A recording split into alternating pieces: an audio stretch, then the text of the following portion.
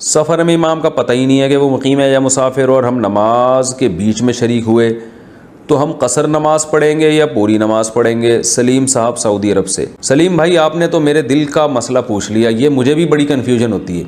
बाज़ दफ़ा हम रास्ते में कहीं उतर के नमाज़ पढ़ते हैं, जो इमाम नमाज़ पढ़ा रहा होता है हम उसके पीछे नमाज़ पढ़ते हैं।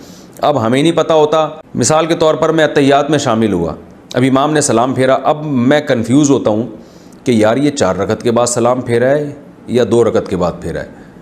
तो ये वाकई कन्फ्यूजन है। तो इस कन्फ्यूजन का इलाज हदीस में है कि आप सल्लल्लाहु अलैहि वसल्लम जब भी मुसाफिर होते थे और आप जब 2 रकत पढ़ाकर सलाम फेरते थे तो आप सलाम के बाद ये ऐलान करते थे, अतिम्मु सलातकुम फ़इन्ना कौमुन सफ़रुन, अपनी नमाज़ें आप लोग मुकम्मल कर लें, हम मुसाफिर लोग हैं।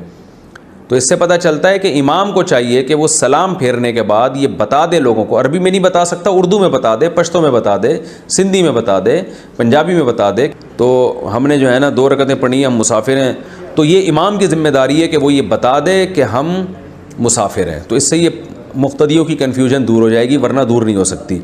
तो वरना ये कि आप नमाज़ पढ़ने के बाद इमाम से पूछ लें कि भाई कितनी पढ़ी हैं आपने, तो आप 2 रकतें पढ़ लें, पूछ लें, इमाम अगर कहे कि मैंने 4 पढ़ी है तो फिर 2 रकतें दोबारा पढ़ें आप, क्योंकि आप इनफरादी पढ़ेंगे तो ये वाली नमाज़ तो नहीं हुई। और अगर इमाम ने कहा कि मैं मुसाफिर हूँ तो फिर आपकी हो गई गरीबी में। लेकिन ये इमाम की ज़िम्मेदारी है कि वो सलाम फेरने के बाद लोगों को बता दे कि मैं मुसाफिर हूँ। नहीं बताता इसका मतलब वो मुकीम है। लेकिन आजकल इमामों को ये मसला मालूम नहीं है, बहुत से इमामों को, और मालूम है तो वो बताते नहीं हैं, तो इसलिए मुक़्तदी कन्फ्यूजन का शिकार हो जाते हैं।